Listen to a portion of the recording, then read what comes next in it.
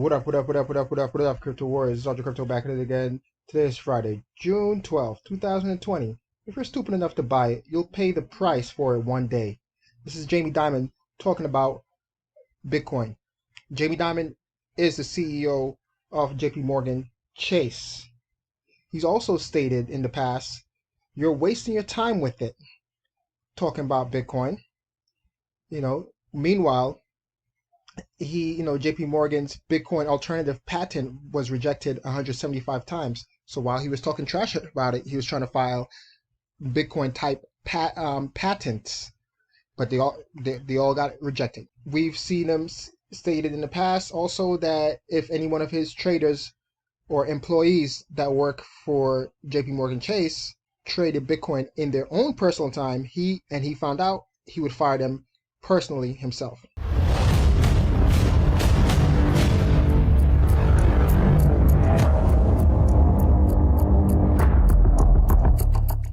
Next, New York. This is CNN Business. JP Morgan Chase boss Jamie Dimon famously bashed Bitcoin as a fraud that global governments would crush. Less than 2 years later, Dimon is pushing his company headfirst into the crypto space.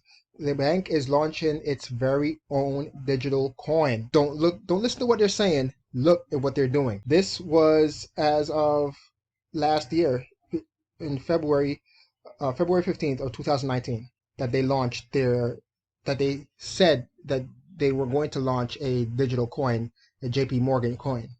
And remember that before that, back in 2017, he was bashing it. And while he was bashing it, the company, not him personally, but the company was filing 175 different patents and had them all rejected. At the same time, while he was bashing it in 2017, the European branch of JPM was buying up Bitcoin. Next, JP Morgan says Bitcoin crash survival shows it has staying power. This is a pretty short article here. As reported by Bloomberg, if Bitcoin were a student, you could think of it as maybe having entered middle school by now, given its age. Maybe also it just took its first test, and according to JP Morgan Chase and Company, it got mostly positive results. In March, Bitcoin, like many other areas of the market, underwent a stretch of severe disruption as the world economies started to shut down and investors fled riskier assets due to the coronavirus outbreak. But Bitcoin emerged relatively unscathed, according to a report from the bank titled Cryptocurrency Takes Its First Stress Test, Digital Gold, Pyrite, or something in between. You have to understand that this is such a big deal. This is huge, right? This is a big deal, because this is an analyst stating this, and this analyst works for JP Morgan Chase and Company, and guess who was the CEO? Jamie Dimon.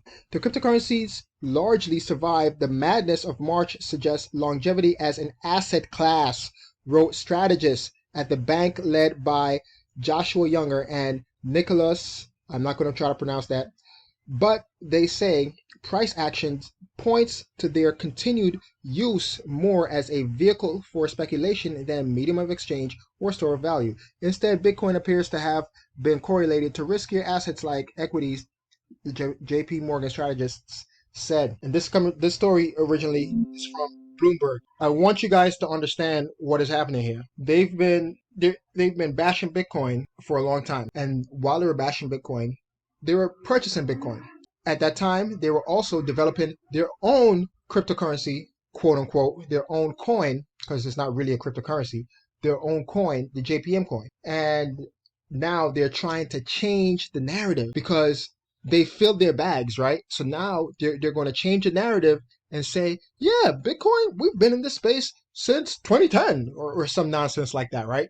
They're going to try to change the narrative and say that they've been in the space for a long time and try to sell you their bags. And that's what's happening right now, right here, live in full effect. History is happening. Next, we have coming out of Economic Times, with a law, India plans lasting ban on cryptos. I'm not even going to read any of this. This is just straight up stupid and mind-boggling, because we saw that in the past, a couple of months ago, that the Indian Supreme Court threw the ban on cryptocurrencies out, because the ban came from the Central Bank of India and the Reserve Bank of India, and they saw the competition. They're afraid of the competition. They're scared if people start using Bitcoin and cryptocurrencies that they won't need the bank. So they banned it back in 2017. And then earlier this year, the Supreme Court, they threw it out. Said, no, you can't ban it. It's basically not capitalism. You're not allowing for people to have a choice. So they threw the ban out, and then it became legal. And Binance even purchased an old crypto exchange that pretty much closed down because of the quote unquote ban of cryptocurrencies in India. Binance purchased them, and now Indians are allowed to trade cryptocurrencies. Long story short, now we see that the RBI is coming out again and trying to make the Indian government change the laws to ban cryptocurrency. They could go ahead and ban it if they want. If they ban it, they'll just be behind.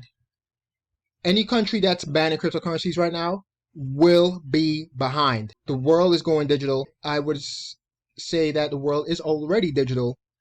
It just is going to take a few of the older heads, meaning an older way of thinking, a few of those people to die out or get caught up as far as where technology is going. And I'm sorry to be as harsh as that if you take it that way, but it's the truth. Okay, old ideas need to be gone, and the way how you get rid of old ideas is when people with those old ideas have lived their life and passed on. Plain, point blank and simple. Take it how you want. Next, while India is trying to ban cryptocurrencies, we see that Microsoft backed Ion launches its public beta on the Bitcoin mainnet. In May 2019, Microsoft sketched up a plan for an open source, decentralized, and blockchain agnostic ID system called Identity Overlay Network, ION. As per a June 10th, 2020 release, the ION public beta will launch on the Bitcoin mainnet. Again, Microsoft, large company, making software and computers since the 80s. And we see, well, really since the 70s, right? But I digress. They are a worldwide company. If you use a computer, you're probably using some form of Microsoft software or some derivative of it, like anything that Apple has. They got the idea from Microsoft, and vice versa. Some of the ideas Microsoft got from them too, and everything that Google has basically with their software is pretty much the same thing, like the Google Suite.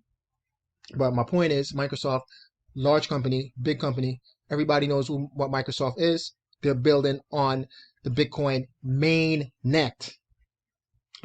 Microsoft has said this is a major milestone as they march towards a version 1 release set at a tentative time between Q3 and Q4 of 2020. They're not slowing down with all the stuff going on in the world right now. With things being closed down, Microsoft is still building decentralized identifiers and ION. With increasing censorship and monitoring, personal identifiers must be moved away from centralized companies on the internet to a decentralized network where users have total control. Part of Microsoft's objectives is to be part of this necessary migration. Bitcoin mainnet and for chronology. It is a layer 2 solution tapping on the decentralization and security of the Bitcoin blockchain. Bitcoin has the most secure blockchain on the planet right now because it was basically the first one with a use case like Bitcoin's. Disruptive CASA and Microsoft collaboration. Disruptive Microsoft disruptive. I'm sorry. Microsoft decided to invest in the idea through the Decentralized Identity Foundation, the DIF, thereby fast-tracking the development of the protocol. Collaborators included Transmute, Casa, Gemini, and Ethereum's consensus. The side tree protocol is in the final stages. Casa has also partnered with the tech giant to create an easy-to-use user interface for the digital identity management. So soon we'll be able to have our identity on the blockchain, and we'll be the ones in charge of it instead of some central database which could be hacked. Bitcoin's blockchain can't be hacked. And there you have it. So we have Microsoft building on the Bitcoin blockchain. We see India trying to stop Bitcoin and cryptocurrencies. That's like trying to stop the internet. And we see JP Morgan 180 talking good stuff about Bitcoin and cryptocurrencies, saying that they're a new asset class. Their words, not mine. Let's talk about it in the comment section below. It's Sergeant Crypto. As always, thanks for watching. Smash that like, hit that subscribe button and notification bell to get notified when I upload new videos. And I'm out. Peace.